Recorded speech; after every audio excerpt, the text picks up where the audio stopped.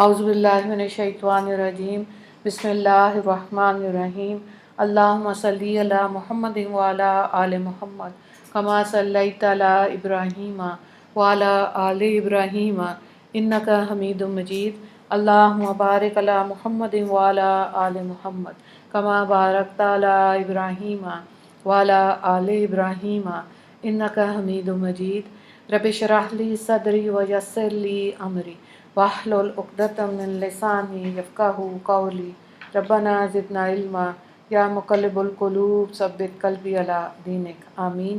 15 رمضان المبارک، 10 عنوانات کے تحت اسلامی تعلیمات۔ پہلا عنوان ہے اسلامی تاریخ، کوہ صفا پر پہلا اعلان حق۔ نبوت مل جانے کے بعد حضور صلی اللہ علیہ وآلہ وسلم 3 سال تک پوشیدہ طور سے اللہ کے دین کی دعوت دیتے رہے۔ جب اللہ تعالیٰ کی طرف سے کھلم کھلا اسلام کی دعوت دینے کا حکم نازل ہوا تو آپ نے صفا پہاڑ کی چوٹی پر چڑھ کر قریش مکہ کے بڑے بڑے لوگوں کو آواز دی۔ جب سب جمع ہو گئے تو آپ صلی اللہ علیہ وآلہ وسلم نے فرمایا، اے لوگو، اگر میں تم سے یہ کہوں کہ اس صفا پہاڑ کے پیچھے ایک لشکر آ رہا ہے جو عنقریب تم پر حملہ کرنے والا ہے تو کیا تم اس کا یقین کرو گے؟ وہ سب بولے کیوں نہیں؟ آپ صلی اللہ علیہ وآلہ وسلم تو صادق اور امین ہیں۔ پھر آپ صلی اللہ علیہ وآلہ وسلم نے فرمایا، لوگو، ایک اللہ پر ایمان لاؤ اور بتوں کی عبادت چھوڑ دو۔ میں تم کو ایک سخت عذاب سے ڈرانے اور آگاہ کرنے آیا ہوں جو بالکل تمہارے سامنے ہے۔ یہ سن کر تمام لوگ سخت ناراض ہوئے اور برا بھلا کہہ کر واپس چلے گئے۔ آپ صلی اللہ علیہ وآلہ وسلم کے چچا ابو لہب نے بہت سختی سے کلام کرتے ہوئے کہا کہ سارے دن تمہارے لیے خرابی ہو، کیا صرف یہی کہنے کے لیے تم نے ہمیں بلایا تھا؟ اس کے بعد سے ہی آپ سے دشمنی اور مخالفت شروع کرتی ہو۔ دوسرا عنوان ہے اللہ کی قدرت، جانوروں کو روزی پہنچانا۔ سورہ عنکبوت آیت نمبر 16۔ اللہ تعالیٰ نے زمین پر ان گنت قسم کے جانور پیدا کیے، جن میں کچھ سمندر میں رہتے ہیں، کچھ زمین پر، کچھ فضاؤں میں اڑتے ہیں اور کچھ زمین کے اندر اور جنگلوں میں رہتے ہیں۔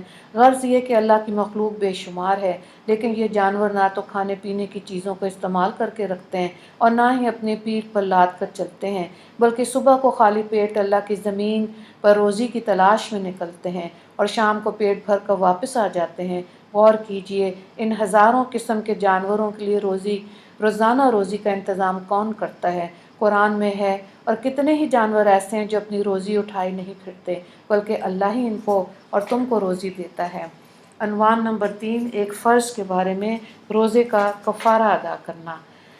ترمذی میں حضرت ابو ہریرہ رضی اللہ تعالیٰ عنہ سے روایت ہے کہ رسول اللہ صلی اللہ علیہ وآلہ وسلم کے پاس ایک شخص آیا اور کہنے لگا، یا رسول اللہ، میں تو ہلاک ہو گیا۔ رسول اللہ صلی اللہ علیہ وآلہ وسلم نے پوچھا، کیا ہوا؟ اس نے کہا، میں نے روزے کی حالت میں بیوی سے صحبت کر لی۔ تو رسول اللہ صلی اللہ علیہ وآلہ وسلم نے انہیں کفارہ ادا کرنے کا حکم دیا۔ مفہوم: اگر کسی شخص سے رمضان کے روزے کی حالت میں بیوی سے صحبت کر لی تو اس پر مسلسل 60 روزے رکھنا، اور اگر اس کی طاقت نہ ہو تو 60 مسکینوں کو پیٹ بھر کر کھانا کھلانا واجب ہے۔ عنوان نمبر 4، اعتکاف۔ رسول اللہ صلی اللہ علیہ وآلہ وسلم ہر سال رمضان کے آخری عشرے میں اعتکاف کیا کرتے تھے۔ حضرت عائشہ رضی اللہ تعالیٰ عنہ سے روایت بخاری میں ہے۔ عنوان نمبر 5، ایک اہم عمل کی فضیلت، یعنی غریب رشتہ دار پر صدقہ کرنا۔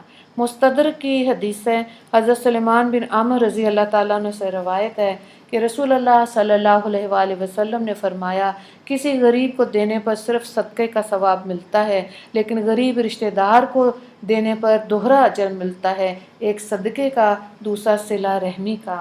عنوان نمبر 6، ایک گناہ کے بارے میں، سونے چاندی کی زکوٰۃ نہ دینا۔ مسلم میں روایت کیا گیا، حضرت ابو ہریرہ رضی اللہ تعالیٰ عنہ سے روایت ہے کہ رسول اللہ صلی اللہ علیہ وآلہ وسلم نے فرمایا، جو آدمی سونے چاندی کا مالک ہو اور اس کا حق یعنی زکوٰۃ ادا نہ کرے تو قیامت کے دن اسے سونے چاندی کے پتھر بنا کر جہنم کی آگ میں تپایا جائے گا۔ پھر اس شخص کا پہلو، پیشانی اور کمر کو داغا جائے گا، اور یہ داغنے کا عمل ہی قیامت کے دن تک برابر جاری رہے گا، جس کی مقدار 50,000 سال کے برابر ہوگی، یہاں تک کہ بندوں کے درمیان فیصلہ ہو جائے گا، پھر اس کا ٹھکانہ جنت یا جہنم ہوگا۔ عنوان نمبر 7، دنیا کے بارے میں، کون سا مال بہتر ہے؟ مسند احمد کی حدیث ہے، حضرت ابو دردہ رضی اللہ تعالیٰ عنہ سے روایت ہے کہ رسول اللہ صلی اللہ علیہ وآلہ وسلم نے فرمایا، جب بھی سورج نکلتا ہے اس کے دونوں جانب دو فرشتے روزانہ اعلان کرتے ہیں، اے لوگو اپنے رب کی طرف متوجہ ہو جاؤ، جو مال تھوڑا ہو اور وہ کفایت کر جائے وہ بہتر ہے اس زیادہ مال سے جو اللہ تعالیٰ کے علاوہ دوسری چیزوں میں مشغول کرتے ہیں۔ عنوان نمبر 8، آخرت کے بارے میں، اہل جہنم کی تمنا، سورہ فرقان آیت نمبر 22۔ قرآن میں اللہ تعالیٰ فرماتا ہے، جس دن یہ گناہ گار لوگ فرشتوں کو دیکھیں گے اس دن ان کے لیے کوئی خوشخبری نہیں ہوگی، اور ان کی خطرناک شکلیں دیکھ کر کہیں گے کہ ہمارے اور ان فرشتوں کے درمیان کوئی آڑ قائم کر دی جائے۔ عنوان نمبر 9، طب نبوی سے علاج، سفر جل بہی سے علاج۔